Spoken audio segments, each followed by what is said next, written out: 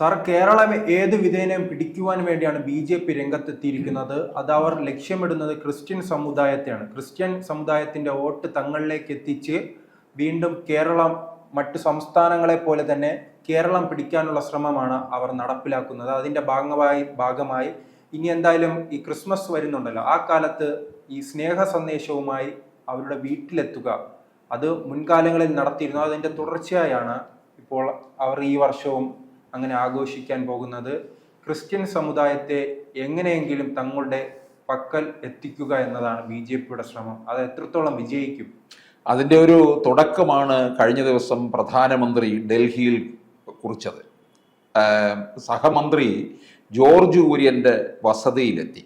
അവിടെ ക്രിസ്മസ് ആഘോഷങ്ങളിൽ പങ്കുചേർന്നു, ക്രിസ്മസ് സന്ദേശം കൈമാറുകയും ഒക്കെ ചെയ്തു. ഇത് ന്യൂനപക്ഷ സമുദായത്തെ കണ്ടുകൊണ്ട് തന്നെയുള്ള നീക്കമാണ്. പ്രത്യേകിച്ച് നരേന്ദ്രമോദി പലവട്ടവും പറയുന്നുണ്ട്, ഇനി ദക്ഷിണേന്ത്യയിലേക്കാണ് BJPയുടെ കണ്ണ്, അവിടെ നേട്ടം കൈവരിക്കും. അതിനുവേണ്ടി തന്നെയാണ് ജോർജ് കുര്യനെ പോലുള്ള ഒരാളെ കേന്ദ്ര സഹമന്ത്രി സ്ഥാനത്തേക്ക് കൊണ്ടുവന്നത്. ജോർജ് കുര്യനെ ക്രൈസ്തവ മതസ്ഥരിൽ മാത്രമല്ല സ്വാധീനമുള്ളത്, എല്ലാ മതസ്ഥരിലും സ്വാധീനമുള്ള ഒരു വ്യക്തിയാണ് ജോർജ് കുര്യൻ, പ്രത്യേകിച്ച് ക്രൈസ്തവരുടെ ഇടയിൽ. അത് ക്രൈസ്തവ സമൂഹത്തിൽ നിന്നുള്ള വോട്ട് സമാഹരിക്കാൻ നല്ല മാർഗമായിട്ട് BJP കരുതുന്നുണ്ട്. ഇപ്പൊ ഇവിടെ ക്രിസ്മസ് സന്ദേശവും കേക്കും ഒക്കെ ആയിട്ടാണ് ക്രൈസ്തവ ഭവനങ്ങളിലേക്ക് BJP പോകാൻ പോകുന്നത്. അത് ഒരുപക്ഷെ മറ്റു പാർട്ടിക്കാരും അത് ചിലപ്പോൾ സ്വീകരിച്ചെന്ന് വരും. CPI എന്ത് പകർത്തണമെന്ന് നോക്കിയിരിക്കുന്നവരാണ്. കോൺഗ്രസും ഇതൊക്കെ തന്നെ ചെയ്യും. എന്തുകൊണ്ടാണ് ക്രൈസ്തവരിലേക്ക് കൂടുതൽ ശ്രദ്ധ കേന്ദ്രീകരിക്കുന്നത് എന്ന് ചോദിച്ചു കഴിഞ്ഞാൽ, LDF സർക്കാരും UDF സർക്കാരും പലപ്പോഴും ഈ ക്രൈസ്തവ സമൂഹത്തിന് വേണ്ട തരത്തിലുള്ള പരിഗണന നൽകിയിട്ടില്ല എന്നുള്ള വ്യാപകമായ പരാതി നിൽക്കുന്നുണ്ട്. പ്രത്യേകിച്ച് ഈ മുസ്ലിം സമുദായത്തെ പ്രീണിപ്പിച്ചു കൊണ്ടുപോവുക മാത്രമാണ് ചെയ്യുന്നത്. മുസ്ലിം സമൂഹത്തിന്റെ അല്ലെങ്കിൽ മുസ്ലിം ലീഗിന്റെ ആധിപത്യമാണ് കോൺഗ്രസ് ഉള്ളത്. അതുകൊണ്ട് ഈ ക്രൈസ്തവ സമൂഹവും ഹൈന്ദവരും ഒക്കെ തന്നെ അകന്നു പോവുകയും ചെയ്യുന്നു. അപ്പൊ ഈ അങ്ങനെ അകന്നു പോകുന്ന ഈ ക്രൈസ്തവ സമൂഹത്തിന്റെ വോട്ട് സമാഹരിക്കാൻ തന്നെയാണ് BJP കേന്ദ്ര നേതൃത്വം ശ്രമിക്കുന്നത്. ഇപ്പോൾ സുരേഷ് ഗോപിയുടെ പാർലമെന്റ് മണ്ഡലമായ തൃശ്ശൂരിൽ അവിടെ സുരേഷ് ഗോപി എത്രത്തോളം ഈ ക്രൈസ്തവ ആരാധനാലയങ്ങൾ കേന്ദ്രീകരിച്ചു പ്രവർത്തിച്ചു, അതിൻ്റെ ഒരു നേട്ടം ഇനിയും ഉണ്ടാകാൻ പോകുന്നുണ്ട്. സുരേഷ് ഗോപിയുടെ വിജയമുണ്ടായി, അതിനോടൊപ്പം തന്നെ വരാൻ പോകുന്ന തദ്ദേശ സ്ഥാപനങ്ങളിലെ തെരഞ്ഞെടുപ്പിൽ തൃശൂർ കോർപ്പറേഷൻ BJP പിടിച്ചടക്കും.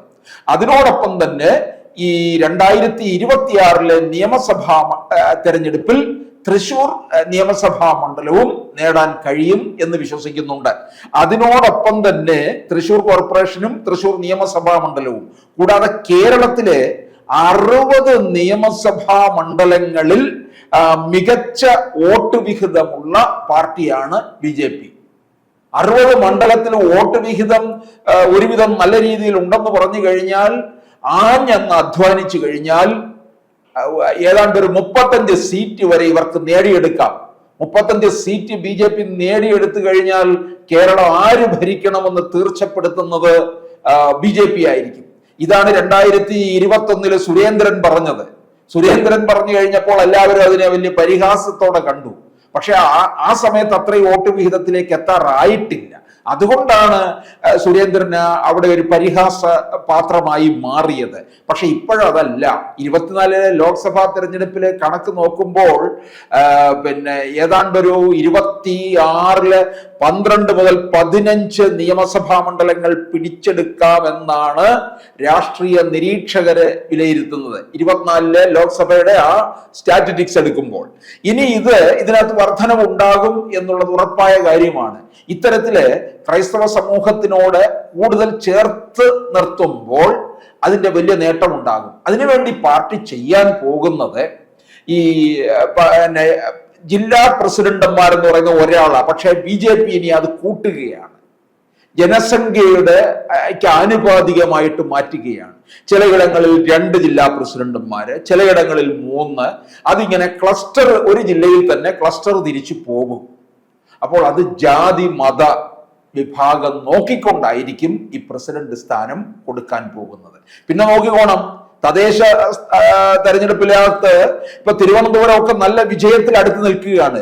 തിരുവനന്തപുരം നഗരസഭയിലെ പ്രധാന പ്രതിപക്ഷം എന്ന് പറയുന്നത് BJP ആണ്. ഇക്കുറി ഈ തദ്ദേശ തെരഞ്ഞെടുപ്പുകളിലൊക്കെ BJP ഒരു വലിയ കുതിപ്പുണ്ടാക്കും. എല്ലാ ഇടങ്ങളിലും പല പഞ്ചായത്തുകളും ഇവർ പിടിച്ചടക്കും. അത് 26-ലെ നിയമസഭാ തെരഞ്ഞെടുപ്പിന്റെ വിജയത്തിന്റെ ഒരു മുന്നോടിയായിരിക്കും എന്നുള്ളത് ഉറപ്പായിട്ടുള്ള കാര്യവുമാണ്. കാരണം തദ്ദേശ സ്ഥാപനങ്ങളുടെ അടിവേരിട്ടുകൊണ്ട്, ഒരു അടിത്തറ ഇട്ടുകൊണ്ട് പോയി കഴിഞ്ഞാൽ പിന്നീട് അങ്ങോട്ട് വിജയത്തിലേക്കുള്ള ഒരു കുതിപ്പിന് തുടക്കം കുറിക്കാൻ കഴിയുമെന്നാണ് പാർട്ടി കരുതുന്നത്. പാർട്ടി എന്തായാലും കേന്ദ്ര നേതൃത്വം നന്നായിട്ട് ശ്രദ്ധ കേന്ദ്രീകരിക്കുന്നുണ്ട്. കാരണം തൃശ്ശൂരില് നല്ലൊരു പങ്ക് ക്രൈസ്തവരുണ്ട്. ആ ക്രൈസ്തവ വിഭാഗത്തിന്റെ വോട്ട് സുരേഷ് ഗോപി എങ്ങനെ സമാഹരിച്ചു? സുരേഷ് ഗോപിയുടെ മാത്രം അധ്വാനമല്ല അവിടെ ഉണ്ടായിട്ടുള്ളത്. BJP കേന്ദ്ര നേതൃത്വം നേരിട്ട് ഇറങ്ങിയ ഇടമാണ്. നരേന്ദ്രമോദി തന്നെ അവിടെ 2ഓ 3ഓ വട്ടം വന്നു, അമിത്ഷാ പലവട്ടം വന്നു. അപ്പോൾ ഇതൊക്കെ ക്രൈസ്തവ സമൂഹത്തിനോടുള്ള, പ്രത്യേകിച്ച് ഒരു പിൽഗ്രീം ടൂറിസം ഇടം കൂടിയാണ് തൃശ്ശൂർ പാർലമെന്റ് മണ്ഡലത്തിൽ വരുന്നത്. ഗുരുവായൂരിന്റെ പ്രത്യേക പാക്കേജ്, അതുപോലെ വടക്കുംനാഥം, പാറമേക്കാവ് ക്ഷേത്രങ്ങള്, തൃശ്ശൂരിൽ ധാരാളം ക്ഷേത്രങ്ങളുണ്ട്. അതുപോലെ തന്നെ ക്രൈസ്തവ ആരാധനാലയങ്ങളുണ്ട്. ഇവർക്കൊക്കെ തന്നെ വേണ്ട തരത്തിലുള്ള പരിഗണന നൽകുകയും ചെയ്യുന്നുണ്ട്. പിന്നെ ക്രൈസ്തവ സമൂഹത്തിൽ നിന്ന് ഒരു ബിഷപ്പിന്റെ പ്രസ്താവന തന്നെ മുൻപ് ഉണ്ടായിട്ടുള്ളതാണ്. റബ്ബറിന് 300 രൂപ വില തരൂ, ഞങ്ങൾ MBA തരാമെന്ന് പറഞ്ഞത്. ഇതൊക്കെ BJP ആ കേട്ട കാര്യങ്ങളൊന്നും BJP മറന്നിട്ടില്ല. അപ്പൊ അത്തരത്തില് ആ ക്രൈസ്തവ സഭയിലെ ബിഷപ്പുമാരുമായിട്ടൊക്കെ പലതരത്തില് ചർച്ചകൾ നടത്തുകയും അതിലൂടെ പല ആനുകൂല്യങ്ങളും ക്രൈസ്തവ സഭയ്ക്ക് കൊടുക്കുകയും ചെയ്യും. ഇനിയിപ്പോ നോക്കിക്കോണം, തദ്ദേശ തെരഞ്ഞെടുപ്പുകളിലൊക്കെ കൂടുതൽ ഇടങ്ങളിലേക്ക് ക്രൈസ്തവ വിഭാഗത്തിൽ നിന്നുള്ളവരെ സ്ഥാനാർത്ഥികളാക്കും. നിയമസഭാ തെരഞ്ഞെടുപ്പിൽ അത് ഉണ്ടാകും. അത് പാർട്ടിക്ക് അനുകൂലമായ ഒരു വലിയ നേട്ടമായി മാറുകയും ചെയ്യുമെന്നുള്ളതാണ്. അത് നന്നായിട്ട് മനസ്സിലാക്കുന്നുണ്ട്. ഒപ്പം ഇവിടുത്തെ സംസ്ഥാന ഘടകത്തിനകത്തെ ഈ പടലപ്പിണക്കമൊക്കെ ഒന്ന് മാറ്റിക്കഴിഞ്ഞാൽ വലിയ മാറ്റം ഉണ്ടാകും. ശോഭാ സുരേന്ദ്രനെ പോലുള്ള ഒരാൾ അമരത്ത് വന്നു കഴിഞ്ഞാൽ ഇതിനകത്തൊരു വലിയ കുതിപ്പ് ഉണ്ടാക്കിയെടുക്കാനായിട്ട് സാധിക്കുമെന്നുള്ളതാണ്. അപ്പം ഈ നേതൃനിരയിൽ തന്നെ കൂടുതൽ ക്രൈസ്തവരെത്തുമെന്നുള്ളതാണ്. ജോർജ് കുര്യനെ പോലുള്ള ഒരാള് BJPയുടെ നേതൃനിരയിൽ ഇവിടെ ഉണ്ടായിരുന്നു. അവിടെ നിന്നാണ് അദ്ദേഹം കേന്ദ്ര സഹമന്ത്രി സ്ഥാനത്തേക്ക് പോകുന്നത്. ഇപ്പൊ അബ്ദുള്ളക്കുട്ടി BJPയുടെ ഉപാധ്യക്ഷനായിട്ടിരിക്കുന്നു. അത് മുസ്ലിം സമുദായത്തിന്റെ ഒരു അംഗീകാരമൊക്കെ നേടിയെടുക്കുന്നതിന് വേണ്ടിയാണ്. ഇതിപ്പോൾ ആദ്യം ക്രൈസ്തവ സഭയെ ഇവർ കേന്ദ്രീകരിച്ചു പോകും, പിന്നീട് അതിനോടൊപ്പം തന്നെ ഇവര് മുസ്ലിം സമുദായത്തിലേക്കും കേന്ദ്രീകരിച്ചു പോകും. നരേന്ദ്രമോദി സർക്കാരിനെതിരെ ഇവർ പറഞ്ഞു വരുന്നത് ഇവര് പിന്നെ ഹിന്ദുത്വ രാഷ്ട്രമാക്കാൻ പോകുന്നു, ഹൈന്ദവവൽക്കരണം, കാവ്യവൽക്കരണം എന്നൊക്കെയാണ് എതിർ പാർട്ടികൾ പറഞ്ഞു വരുത്തുന്നത്. പക്ഷെ അതൊന്നും ഇതോടുകൂടി ഈ ക്രൈസ്തവരെ പലയിടങ്ങളിലേക്കും കൊണ്ടെത്തിക്കുമ്പോൾ ഇതൊക്കെ ഈ എതിരാളികൾ പറയുന്നതൊക്കെ അപ്രസക്തമാവുകയായിരിക്കും ചെയ്യുന്നത്. ഇപ്പം അനിൽ ആന്റണിയെ കൊണ്ടുവന്നു, പത്തനംതിട്ടയിൽ നിർത്തി മത്സരിപ്പിച്ചു. പി സി ജോർജിന്റെ മകൻ ഷോൺ ജോർജിന്, ഇവരെയൊക്കെ കൊണ്ടുവന്ന് നിർത്തിയിരിക്കുന്നത് ആ ഭാഗത്തുള്ള ക്രൈസ്തവ വിഭാഗത്തെ. ഇപ്പൊ പൂഞ്ഞാറ്, ഈരാറ്റുപേട്ട, പത്തനംതിട്ട, റാന്നി ഭാഗങ്ങളിലൊക്കെ ക്രൈസ്തവ വിഭാഗം കൂടുതലുണ്ട്. ഇനിയിപ്പോൾ വൈകാതെ തന്നെ ഈ ക്രൈസ്തവരെ കൂടുതൽ അടുപ്പിച്ചിട്ട് പതുക്കെ കേരള കോൺഗ്രസ്സുകാരെ മുഴുവൻ എന്ത് ചെയ്യും? BJPയിലേക്ക് കൊണ്ടുവരികയും ചെയ്യും. കേരള കോൺഗ്രസ് കുറെ ഉണ്ടല്ലോ, ബി ഉണ്ട്, ജോസഫ് ഉണ്ട്, മാണിയുണ്ട്. ഇങ്ങനെ പിളർന്ന് ഇങ്ങനെ നിൽക്കുന്ന ഒരു പാർട്ടിയാണ് കേരള കോൺഗ്രസ്. ഇവരെയും കൂടി അത് കഴിയുമ്പോൾ BJP വിഴുകുകയും ചെയ്യും. അങ്ങനെ ക്രൈസ്തവര് മുഴുവൻ BJPയിലേക്ക് വരുന്ന ഒരു സാഹചര്യം ഉണ്ടാകും എന്നുള്ളത് ഉറപ്പാണ്. കൂടുതൽ വാർത്തകളും വിശേഷങ്ങളും നിങ്ങളിലേക്ക് എത്താൻ ABC മലയാളം സബ്സ്ക്രൈബ് ചെയ്യുക, ബെൽ ബട്ടണും അമർത്തുക.